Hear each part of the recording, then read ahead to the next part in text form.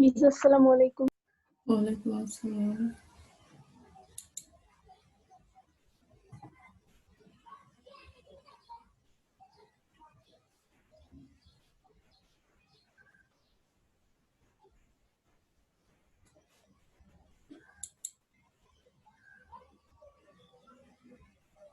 ওয়ালাইকুম।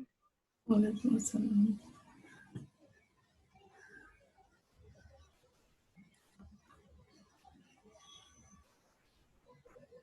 ম্যাম আসসালামু আলাইকুম।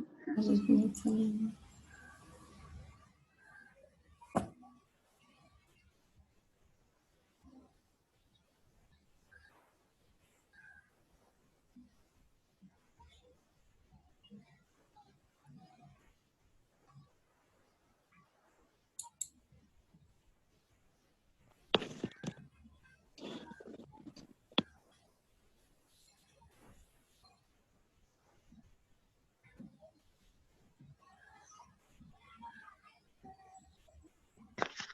ম্যাম আসসালামু আলাইকুম।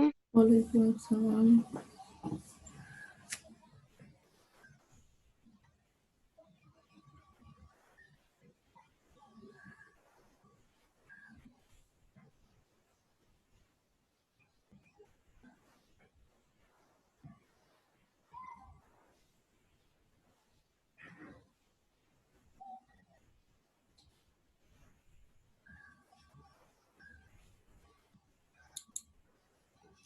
আমার কথা শোনা যাচ্ছে?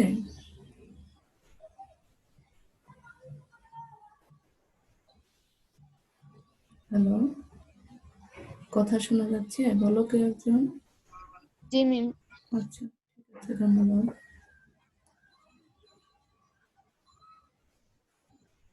আসসালামু আলাইকুম ম্যাম। আসসালাম।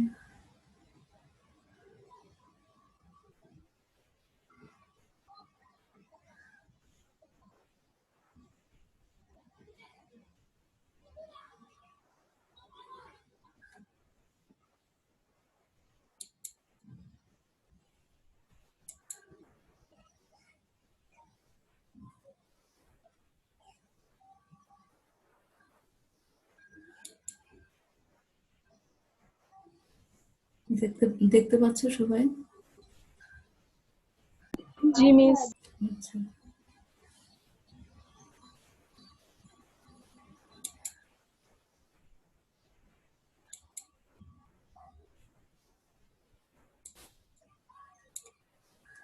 আমি তোমাদের সাথে আজ তোমাদের 12তম অধ্যায় আমাদের জীবনের রসায়ন, এই অধ্যায়ের কিছু গুরুত্বপূর্ণ জিনিস, হয়তো বইটা তোমাদের সবারই পড়া হয়ে গেছে বা অনেক জিনিসই হয়তো তোমরা জানো, কিন্তু প্রতিটা লাইনে দেখবে বেশ কিছু প্রশ্ন থাকে যেগুলো জানা তোমাদের খুব প্রয়োজন। পড়ার সময় তোমরা অবশ্যই এই জিনিসগুলো খেয়াল করে পড়বে যে এখানে এই কথাটা বলেছে, এই কথাটার অর্থ কি। যখনই তোমরা ওই অর্থটা বোঝার চেষ্টা করবা বা বুঝতে পারবে, তখনই কিন্তু তোমাদের ওই অধ্যায়টা পড়ার সার্থকতা হবে, প্লাস ওখান থেকে যে কোনো ধরনের প্রশ্ন আসলে তোমরা পারবে। সেজন্যই আমি এই অধ্যায়টা, তোমরা বলেছিলে যে একটু প্রবলেম আছে, তাই জন্য আজকে এই অধ্যায়টা শুরু করতেছি।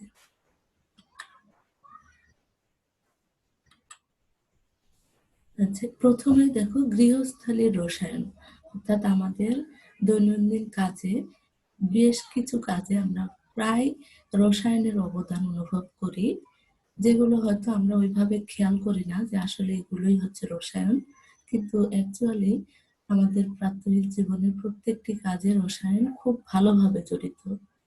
যেমন ধরো, আমরা যে খাবারটা খাই সেই খাবারটাকে সুস্বাদু করতে প্রধান যে জিনিসটা প্রয়োজন সেটা হচ্ছে লবণ। আর লবণ হচ্ছে রসায়ন নাম হচ্ছে, অর্থাৎ রাসায়নিক নাম হচ্ছে সোডিয়াম ক্লোরাইড বা NaCl। এই যে লবণ আমরা পাচ্ছি এত ফ্রেশ ভাবে, কিন্তু শুরুতেই কিন্তু এই লবণটা এত ফ্রেশ থাকে না। তোমরা অনেকেই জানো যে যারা কক্সবাজার গিয়েছো দেখেছো অনেকেই যে জমিতে আইল দিয়ে, অর্থাৎ বেড়া দিয়ে, যে চিকন চিকন ইয়ে করে মাটি উঁচু করে দেওয়া থাকে, ওগুলোকে আইল বলে বা যে বেড়া বলো, যেটাই বলো না কেন, দিয়ে ওই বালিগুলোকে সংগ্রহ করা হয়। বালির সাথে মিশ্রিত রূপে থাকে হচ্ছে লবণগুলো। পরে ওগুলো বালি থেকে আলাদা করে তারপরে ওখান থেকে লবণটাকে আলাদা করে নেওয়া হয়। এই কাজগুলো কিন্তু এত সহজে নয়, আমরা যেভাবে সহজে বলছি এই কাজগুলো কিন্তু অত সহজ নয়, কাজটা অনেকটাই কঠিন এবং অনেক সময় সাপেক্ষ। এখানে দেখো বলছে যে জোয়ারের সময় যখন পানি ওই জায়গায় প্রবেশ করে, অর্থাৎ যে জায়গাটা আমরা বাধা দিয়ে রাখবো, চারপাশে বাধা দিয়ে রাখবো, যখন জোয়ার আসে পানিটা কিন্তু অনেক দূর পর্যন্ত চলে আসে। আবার যখন ভাটা নামে তখন পানিটা আবার অনেক নিচে নেমে চলে যায়। তাই বলছে যে জোয়ারের সময় ওই জায়গায় পানি প্রবেশ করে, তখন পানি প্রবেশের মুখ বন্ধ করে জোয়ারের পানি আটকে দেওয়া হয়। অর্থাৎ এই যে পানিটা আসতেছে এই পানির সাথে লবণ এবং বালি এবং অন্যান্য কিছু অপদ্রব্য মিশ্রিত রূপে ওখানে আটকে দেওয়া হয়। যখন ওই পানি সূর্যের আলোতে শুকিয়ে যায় তখন ওই জায়গায় লবণ দেখতে পাওয়া যায়। যখন পানিটা সম্পূর্ণরূপে লবণ বা বালি তো তলানিতে জমে থাকে, কিন্তু লবণটা পানির সাথে মিশে থাকে, তাই শুরুতে যখন পানিটা আটকে দেওয়া হয় তখন কিন্তু লবণটা দেখতে পাওয়া যায় না। যখন এই লবণের যুক্ত পানিটা রোদে শুকিয়ে পানিটাকে বাষ্পীভূত করে উড়িয়ে দেওয়া হয় তখন কিন্তু বালির সাথে লবণ দেখতে পাওয়া যায়। তাহলে বুঝতে পারছো যে বিষয়টা অনেকটা সময় সাপেক্ষ, সূর্যের তাপে পানিটাকে বাষ্প করে উড়িয়ে দিতে হবে। এটাকে সল্ট হারভেস্টিং বলে। তাহলে দেখো এখানে একটা প্রশ্ন কিন্তু আসতে পারে পরীক্ষায় যে সল্ট হারভেস্টিং কাকে বলে। সল্ট হারভেস্টিং এর মাধ্যমে পাওয়া এই লবণকে শিল্প কারখানার বিভিন্ন প্রক্রিয়া সম্পাদন করে খাবার উপযোগী লবণে রূপান্তর করা হয়। এই সোডিয়াম ক্লোরাইড যে আমরা খাই লবণের সাথে, এইটা অথবা পটাশিয়াম ক্লোরাইড যেটাই বলি না কেন, এই সোডিয়াম ক্লোরাইড এবং পটাশিয়াম ক্লোরাইড থেকে দুই ধরনের ধাতব আয়ন, যেমন সোডিয়াম ক্লোরাইড থেকে সোডিয়াম ধাতব আয়ন এবং পটাশিয়াম ক্লোরাইড থেকে পটাশিয়াম আয়ন, এই আয়নগুলো কি হয়, শরীরে যদি কোনো কারণে সোডিয়ামের ঘাটতি হয় তবে সোডিয়াম ক্লোরাইড পানির সাথে মিশিয়ে খেলে আমাদের সেই ঘাটতি পূরণ হয়। তোমরা অনেকেই জানো যে অনেকেরই দেখবে বয়সকালে একটু বেশি বয়স হলে বিভিন্ন ধরনের সমস্যা হয়, তখন ডাক্তার পরীক্ষা করে বলে, বা মাথা ঘুরায় বা শরীর অনেক বেশি দুর্বল লাগে, তখন পরীক্ষা করে বলে যে শরীরে লবণের ঘাটতি হয়েছে, অর্থাৎ খাবারের সাথে তখন তাকে একটু বেশি পরিমাণে বা ওষুধের মাধ্যমে বিভিন্ন প্রক্রিয়ায় লবণটাকে শরীরে দেওয়া হয়, তখন ওই ঘাটতিটা তাদের পূরণ হয়ে যায়।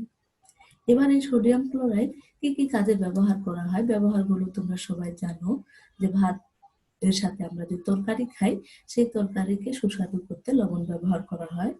আরেকটা দেখো, শিল্প কারখানায় সোডিয়াম হাইড্রোক্সাইড যৌগ প্রস্তুত করার জন্য সোডিয়াম ক্লোরাইড ব্যবহৃত হয়।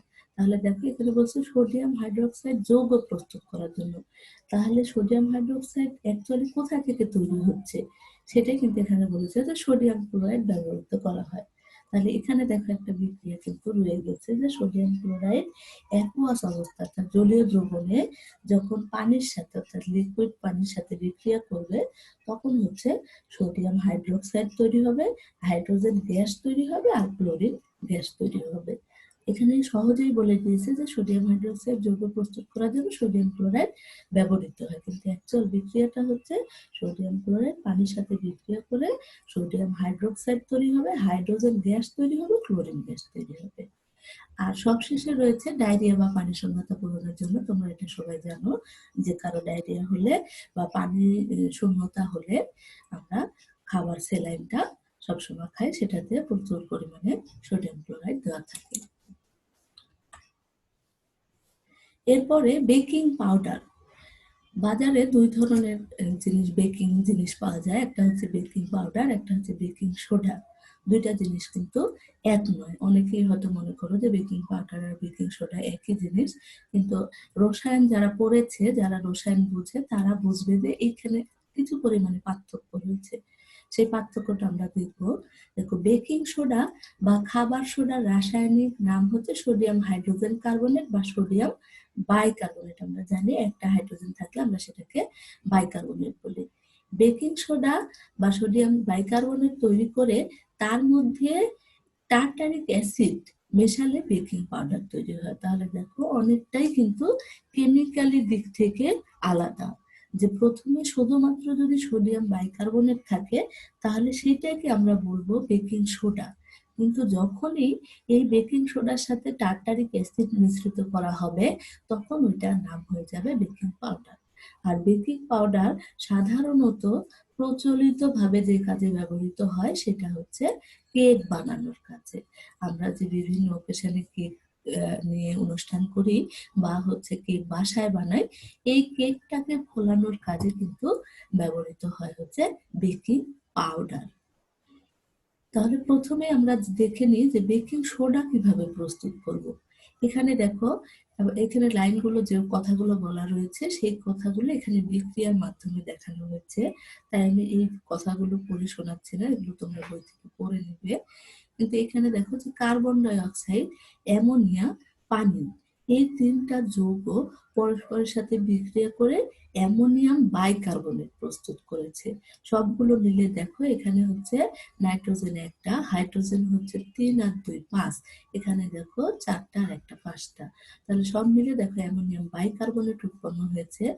যখনই এই অ্যামোনিয়াম বাইকার্বনেটের মধ্যে সোডিয়াম ক্লোরাইড যুক্ত করা হবে তখনই হয়ে যাবে সোডিয়াম বাইকার্বনেট, আর সাথে তৈরি হবে বাই প্রোডাক্ট হিসেবে অ্যামোনিয়াম ক্লোরাইড। তাহলে বেকিং সোডাকে বিক্রিয়া পাত্র থেকে পৃথক করে তার সাথে যখনই আমরা টার্টারিক অ্যাসিড মেশাবো তখন এটি বেকিং পাউডার হয়ে যাবে। এখানে 2 ধাপে বিক্রিয়াটা দেখানো হয়েছে। তোমরা যদি কেউ এক ধাপে বিক্রিয়াটা দেখাতে চাও সেক্ষেত্রে দেখাতে পারো যে sodium chloride plus ammonia plus পানি প্লাস কার্বন ডাই অক্সাইড বিক্রিয়া করে টোটালি আমরা দেখাতে পারি হচ্ছে সোডিয়াম বাইকার্বনেট। এই বিক্রিয়াটাও তোমরা লিখতে পারো যে একেবারে এখানে যেমন প্রথমে অ্যামোনিয়াম বাইকার্বনেট তৈরি করেছে, তারপর তার সাথে সোডিয়াম ক্লোরাইড যুক্ত করে সোডিয়াম বাইকার্বনেট করেছে, কিন্তু তোমরা চাইলে এটা 4টা যৌগ একসাথে যুক্ত করে ডিরেক্ট সোডিয়াম বাইকার্বনেট তৈরি করে দিতে পারো, সেটাও কিন্তু সঠিক। এবার এই যে বেকিং সোডা এই যে কেক যে ফুলে ওঠে, এই কেক ফুলে ওঠার কারণটা কি? এখানে কারণ হচ্ছে যখন হচ্ছে সোডিয়াম বাইকার্বনেট টার্টারিক অ্যাসিডের সাথে বিক্রিয়া করে তখন প্রচুর পরিমাণে কার্বন ডাই অক্সাইড গ্যাস উৎপন্ন হয়, যার কারণে কিন্তু কেকটা ফুলে ওঠে। কেক প্রস্তুতির সময় ময়দার মধ্যে বেকিং পাউডার মিশিয়ে তাপ প্রদান করা হয়। বেকিং সোডা মিশ্রণে টার্টারিক অ্যাসিডের সাথে বিক্রিয়া করে সোডিয়াম টার্টারেট ও কার্বন ডাই অক্সাইড গ্যাস এবং পানি উৎপন্ন করে। এই যে কার্বন ডাই অক্সাইড গ্যাস উৎপন্ন হয় এই জন্যই কেক ফুলে ওঠে। দেখো এখানে কার্বন ডাই অক্সাইড গ্যাস তৈরি হয়েছে, এখানে সোডিয়াম টার্টারেট উৎপন্ন হয়েছে, কার্বন ডাই অক্সাইড গ্যাস তৈরি হয়েছে আর পানি তৈরি হয়েছে। বাড়িতে কিংবা বেকারিতে পাউরুটি ফোলানোর জন্য ইস্ট নামক ছত্রাকও ব্যবহার করা হয়।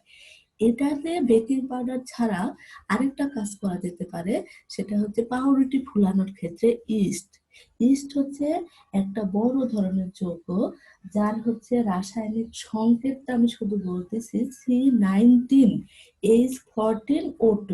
ভালো করে খেয়াল করো, C19H14O2। তার মানে বুঝতেই পারছো যে সংকেতটা কত বড় আকারের হবে, যে কার্বন 19টা, তার মানে এটা চারিদিকে চক্রাকারে বেনজিন চক্রগুলো যুক্ত থাকবে, মাঝখানে তোমার হচ্ছে ফিউরান যুক্ত থাকবে, যুক্ত থেকে এখান থেকে একটা বড় ধরনের যৌগ তৈরি হয়, যে যৌগটা তোমাদের জন্য ইম্পর্টেন্ট নয়, কিন্তু তোমরা কেউ চাইলে আমি তোমাদেরকে এটা এঁকে পরবর্তীতে দিতে পারি যদি তোমরা এমনি জানার জন্য দেখতে চাও, কিন্তু আকৃতিটা অনেক বড়। শুধু এইটুকু জানে রেখো যে C19H14O2 এটা হচ্ছে ইস্টের সংকেত। এর জন্য প্রথমে চিনি দ্রবণে ইস্ট মেশানো হয়। প্রথমে যখন চিনিটাকে নিব সেই চিনিতে ইস্ট মেশানো হয়। এই মিশ্রণ দিয়ে ময়দা মাখিয়ে দোলা করে উষ্ণ জায়গায় রেখে দিলে ইস্টের সবাত শোষণ। দেখো প্রতিটা লাইনেই কিন্তু বেশ কিছু প্রশ্ন থাকে। সবাত শোষণ, শোষণটা কি সেটা তো প্রথমে আমাদের জানতে হবে। আমরা জানি যে সালোক সংশ্লেষণ আর শোষণ হচ্ছে পরস্পরের বিপরীত। তাহলে শোষণ হচ্ছে কার্বন ডাই অক্সাইড পানি আলোর উপস্থিতিতে বিক্রিয়া করে যদি গ্লুকোজ জাতীয় খাদ্য এবং অক্সিজেন এবং সাথে প্রচুর পরিমাণে শক্তি উৎপন্ন করে, সেই বিক্রিয়াকে আমরা বলি শোষণ বিক্রিয়া। তাহলে শোষণের মধ্যে আবার 2টা ভাগ আছে, একটা হচ্ছে সবাত শোষণ আর একটি হচ্ছে অবাত শোষণ। সবাত শোষণ হচ্ছে অক্সিজেনের উপস্থিতিতে যে শোষণ ক্রিয়া সম্পূর্ণ হয় সেটাকে সবাত শোষণ বলে, আর অবাত শোষণ হচ্ছে অক্সিজেনের অনুপস্থিতি। তাহলে দেখো বলছে যে দোলা পাখি উষ্ণ জায়গায় রেখে দিলে ইস্টের সোবাদ শোষণের কারণে কার্বন ডাই অক্সাইড উৎপন্ন হয়, যা পাউরুটিকে ফুলতে সাহায্য করে। অর্থাৎ প্রকৃতিতে প্রচুর পরিমাণে অক্সিজেন আছে, সেই অক্সিজেনের উপস্থিতিতে ইস্টের সোবাদ শোষণ হয়, যার ফলে পাউরুটি ফুলে ওঠে। এরপর যখন এটাকে ওভেনে বেকিং করা হয়, অর্থাৎ চেপে চেপে, এই যে ইস্টটা তো ক্ষতিকর জাতীয় পদার্থ, এটাকে উত্তাপে মেরে ফেলা হয়, আর তখনই দেখবে যে পাউরুটিটা ফোলাটা অনেকটা কমে যায়। এভাবে বেকারিতে বা বাসা বাড়িতে পাউরুটি তৈরি করা হয়। এরপরে আরেকটি গুরুত্বপূর্ণ টপিক, সেটি হচ্ছে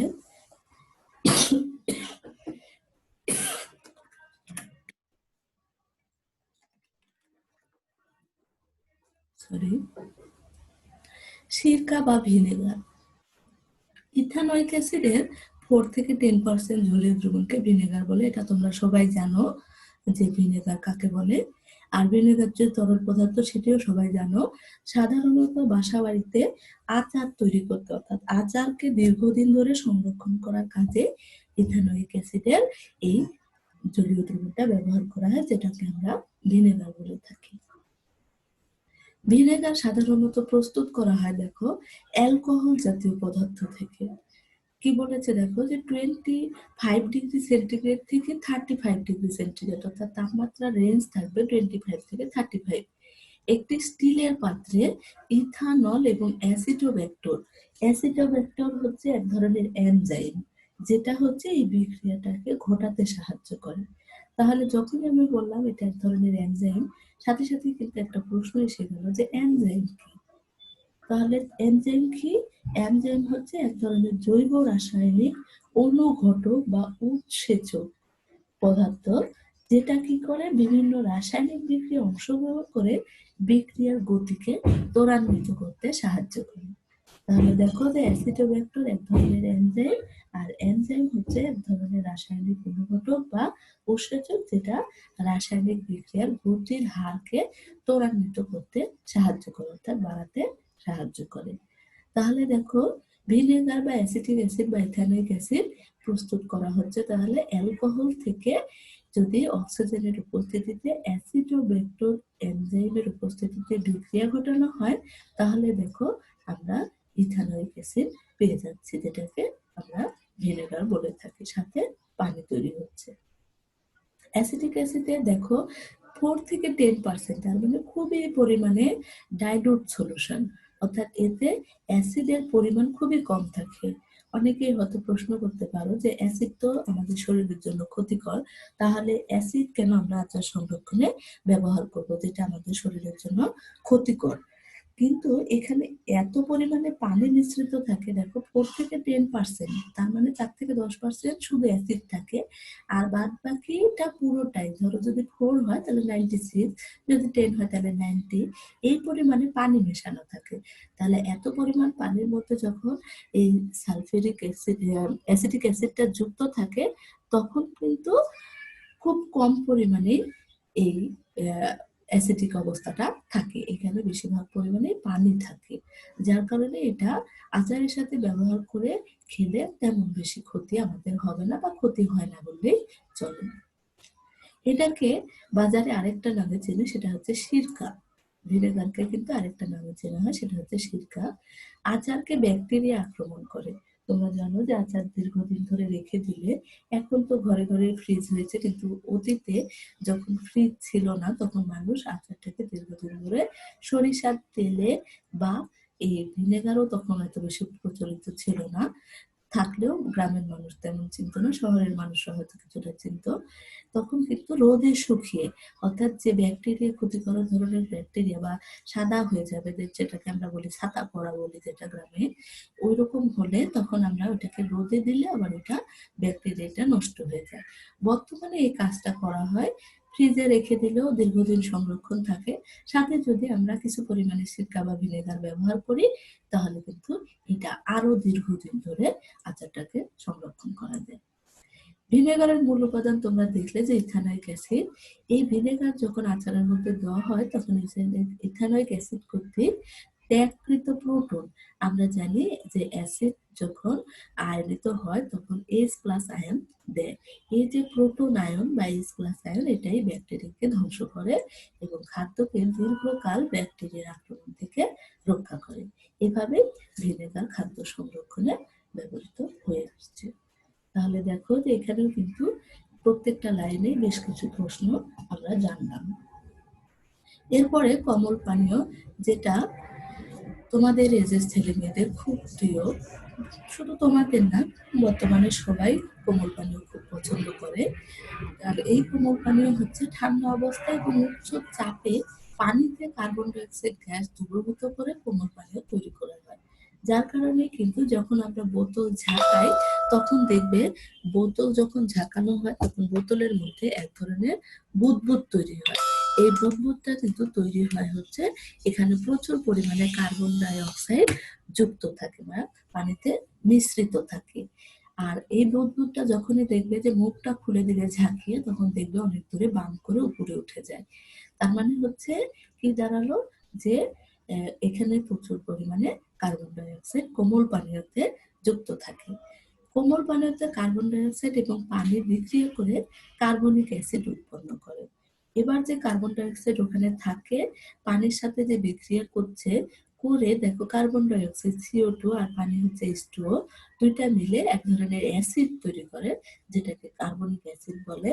খাদ্য হজম বা পরিপাক হওয়ার জন্য মানুষ কোমল পানীয় পান করে, অর্থাৎ অ্যাসিডটা সহনীয় মাত্রায় গ্রহণ করা যায় কিন্তু বেশি পরিমাণে কিন্তু কিছুতেই গ্রহণ করা যাবে না।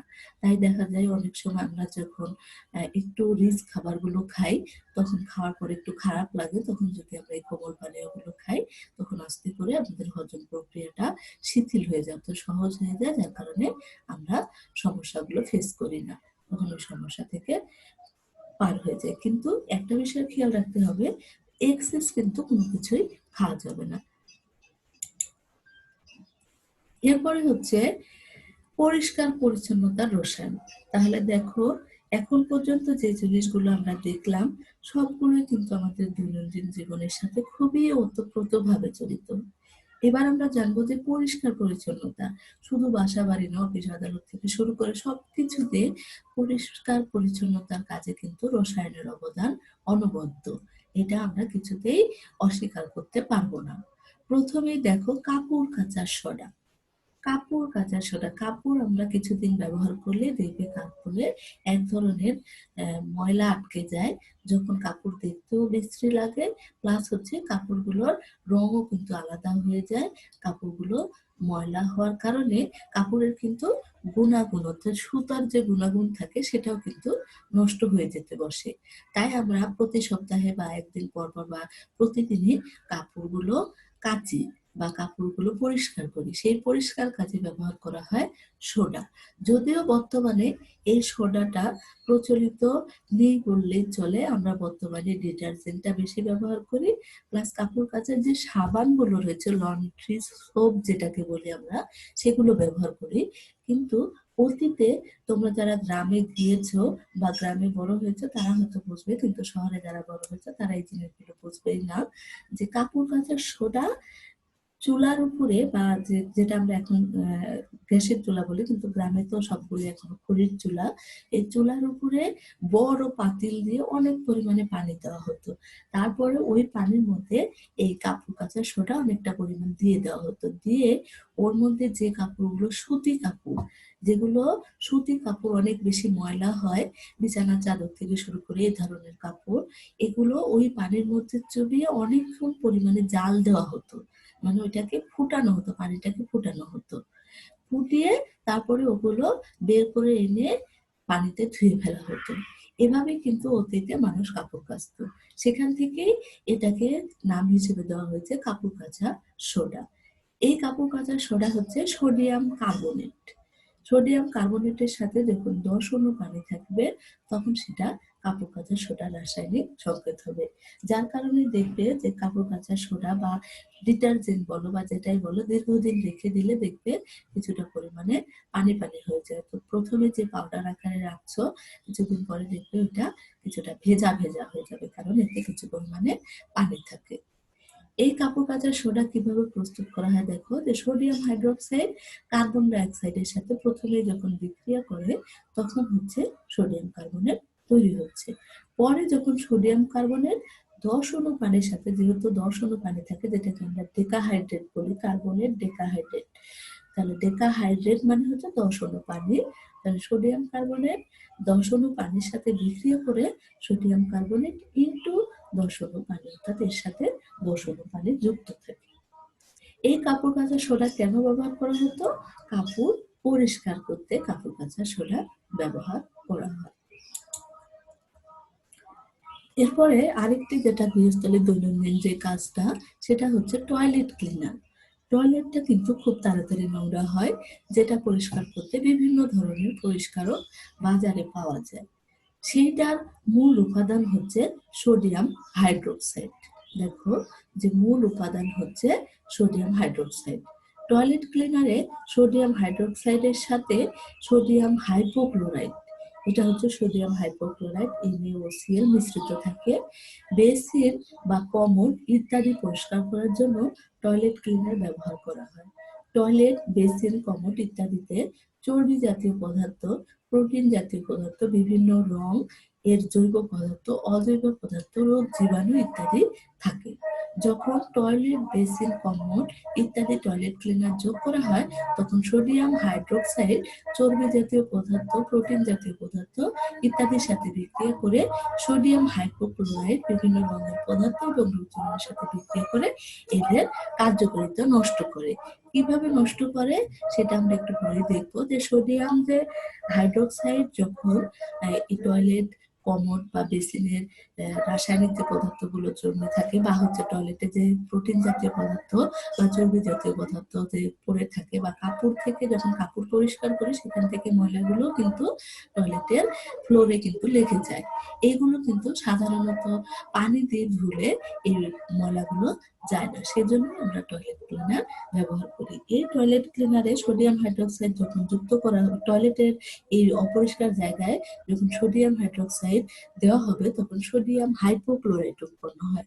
পরে যখন এটার উপরে পানি দেওয়া হয় তখন এটি তৈরি করে সোডিয়াম হাইড্রোক্লোরাইড এবং হাইপোক্লোরাস অ্যাসিড। দেখো এখানে বিক্রিয়াটা খেয়াল করলে বুঝতে পারবে যে সোডিয়াম হাইপোক্লোরাইড পানির সাথে বিক্রিয়া করে সোডিয়াম হাইড্রোক্সাইড এবং হাইপোক্লোরাস অ্যাসিড উৎপন্ন হয়েছে। পরে এই হাইপোক্লোরাস অ্যাসিড কি করেছে, বিক্রিয়া করে দেখো হাইড্রোক্লোরিক অ্যাসিড এবং জায়মান অক্সিজেন। ভালো করে খেয়াল করো, থার্ড ব্র্যাকেটের মধ্যে যে মৌলের প্রতীকটা থাকবে আমরা সেটাকে জায়মান, ও হলে অক্সিজেন বলবো, এইচ হলে হাইড্রোজেন বলবো, Cl হলে ক্লোরিন বলবো। তাহলে জায়মান অক্সিজেন উৎপন্ন হয়। প্রধান কার্যকারিতা কিন্তু এখানে। এই যে জায়মান অক্সিজেন উৎপন্ন হলো, এটা রঙিন পদার্থ বা ময়লার সাথে বিক্রিয়া করে রঙিন পদার্থ হলে বর্ণহীন পদার্থ তৈরি করবে। আর যদি জীবাণু হয়, যেটা জীবিত জীবাণু যদি হয়, সেটাকে মৃত জীবাণুতে পরিণত করবে। তাহলে এভাবে টয়লেট ক্লিনার দ্বারা টয়লেট পরিষ্কার করা হয়। এটা কিন্তু প্রায় পরীক্ষায় এসে যে টয়লেট ক্লিনারের পরিষ্কারের কৌশল বা মেকানিজম ব্যাখ্যা করো, তখন কিন্তু তোমাদের এই বিক্রিয়াগুলোকে দেখাতে হবে। আশা করি সবাই বুঝতে পেরেছ। এবার আরেকটি গুরুত্বপূর্ণ টপিক, সেটা হচ্ছে সাবান। আমরা প্রায় বা প্রতিদিনই গোসলের সময় বা হাত মুখ ধোয়ার সময় সাবান ব্যবহার করে থাকি। যদিও মুখে দেওয়ার সময় বিভিন্ন ধরনের ফেস ওয়াশ এসেছে, যার কারণে সাবান এখন মুখে আর তেমন কেউ ইউজ করে না। সাবানটা হচ্ছে আমাদের দৈনন্দিন কাজের একটা গুরুত্বপূর্ণ অংশ, যেটা আমরা বর্তমান সিচুয়েশনে 20 মিনিট পর পরে দেখো হাত ধুতে বলেছে, যেটা হচ্ছে এই করোনা প্রকোপ থেকে রক্ষা পাওয়ার জন্য বাইরে গেলে বা কোনো কিছু টাচ করলে সাথে সাথে আমাদেরকে হাত ধুতে বলা হয়েছে। তাই কিন্তু বর্তমানে সাবানের ব্যবহারটা ব্যাপক হারে বেড়ে গিয়েছে।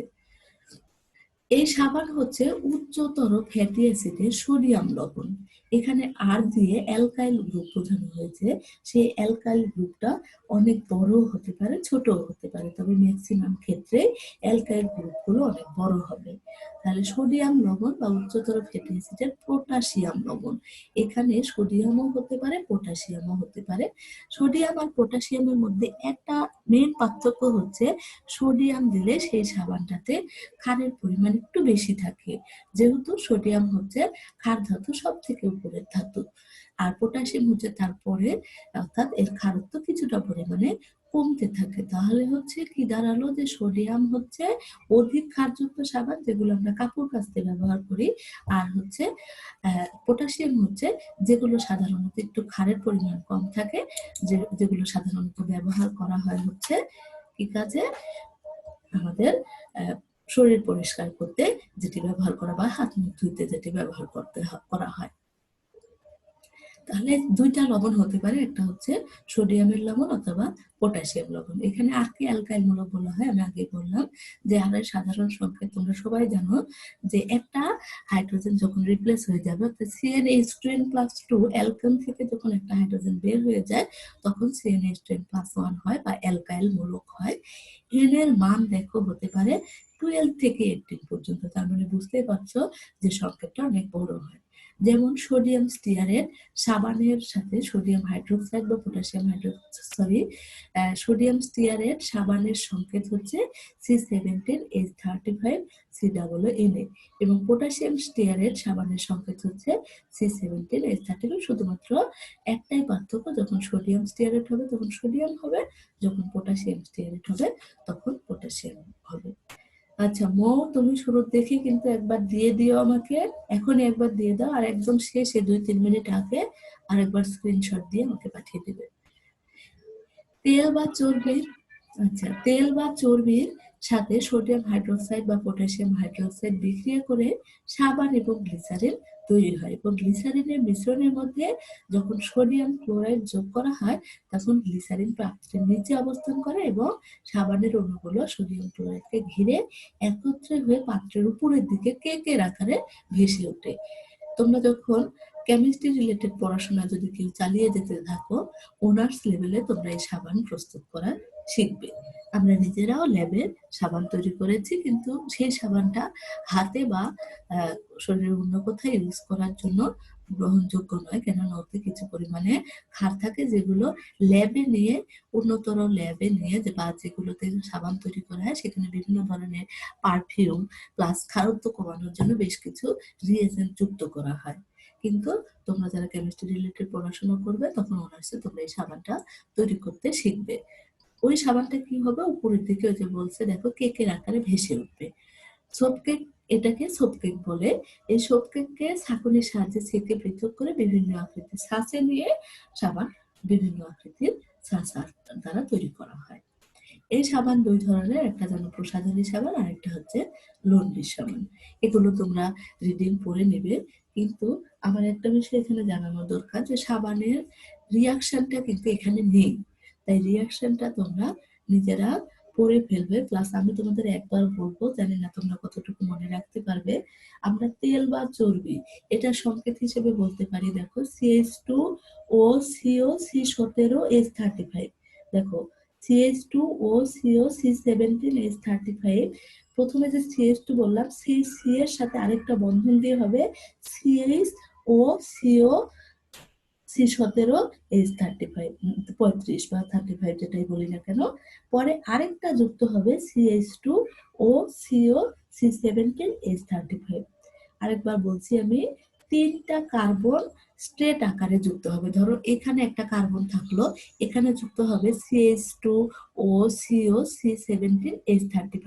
তারপর যখন এই শুরুতে কার্বনটা দিয়েছিলাম, সেই কার্বনের সাথে একটা বন্ধন চিহ্ন দিব, এরকম ভাবে টান দিব, দিয়ে এখানে আবার লিখবো, যেহেতু একটা বন্ধন অলরেডি হয়ে গেছে, আবার আরেকটা বন্ধন নিচে যুক্ত হবে, তাই এখানে উপরে আর নিচে হবে CH2OCO C17H35, আর মাঝে হবে CHOCO C17H35। এটা যখন সোডিয়াম হাইড্রোক্সাইড বা পটাশিয়াম হাইড্রোক্সাইডের সাথে বিক্রিয়া করবে, তখন কিন্তু তৈরি হবে গ্লিসারিন আর সাবান। সাবানের সংকেত হচ্ছে C17H35COO যদি সোডিয়াম হাইড্রোক্সাইড ব্যবহার করি, আর যদি পটাশিয়াম হাইড্রোক্সাইড ব্যবহার করি, পটাশিয়াম হাইড্রোক্সাইড ব্যবহার করি, তখন হচ্ছে C17H35COO হবে।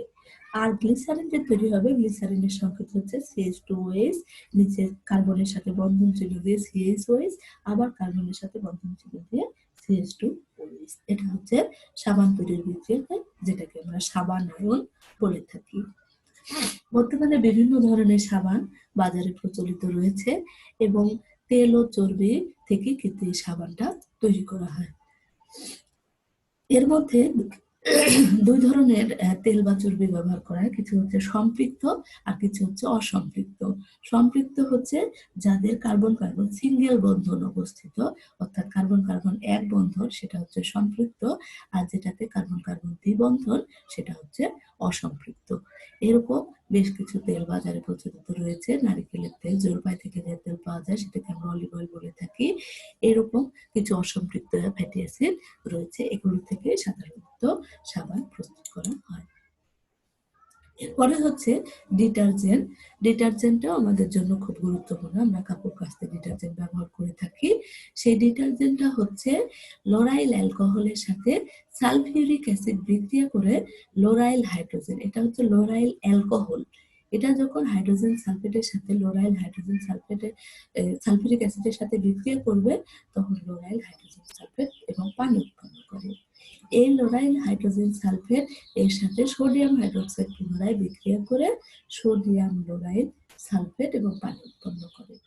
এই সোডিয়াম লোরাইল সালফেট ডিটারজেন্ট নামে পরিচিত। তাহলে এটাই হচ্ছে ডিটারজেন্ট। এখানে বিক্রিয়া দেখো সুন্দর করে দেওয়া রয়েছে যে লোরাইল অ্যালকোহল যখন সালফিউরিক অ্যাসিডের সাথে বিক্রিয়া করছে, তখন বিক্রিয়া করে লোরাইল হাইড্রোজেন সালফেট উৎপন্ন হচ্ছে। পরে যখন এটি আবার সোডিয়াম হাইড্রোক্সাইডের সাথে বিক্রিয়া করছে, তখন সোডিয়াম লোরাইল সালফেট উৎপন্ন হচ্ছে, যেটা বাজারে ডিটারজেন্ট নামে পরিচিত। ডিটারজেন্টকে ব্যবহার উপযোগী করার জন্য ডিটারজেন্টের মধ্যে বিভিন্ন পদার্থ যোগ করা হয়। ডিটারজেন্টকে পাউডার আকৃতি করার জন্য সোডিয়াম সালফেট যোগ করা হয়, অর্থাৎ এটা কিছুটা ভেজা থাকে। এতে যখন কিছু পরিমাণে সোডিয়াম সালফেট যুক্ত করা হয়, তখন এই ভেজা ভাবটা চলে গিয়ে পাউডার আকারে বাজারে পাওয়া যায়।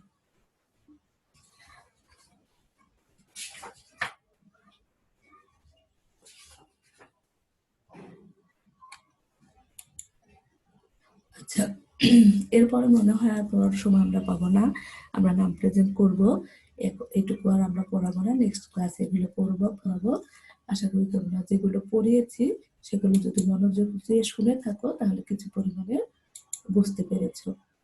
আচ্ছা, এবার আমি নাম প্রেজেন্ট করতেছি, একটু নামগুলো রোলগুলো বলবে। বলো, এক থেকে কে কে আছো? এক তো আছো, মিস এক। হ্যাঁ, তারপরে এরপরে বলো মিস চার। কত? চার। আচ্ছা, 4। তারপর বলো, বলতে থাকো। 15 আছো? জি মিস 15। হ্যাঁ, 25 আছো কাকুলি। আচ্ছা, এরপরে লাবিবা আছো 32। এরপরে নিশি রোল 33। জি মিস 33। আর অর্পা 4 না রোল? অর্পার 4 রোল না? জি।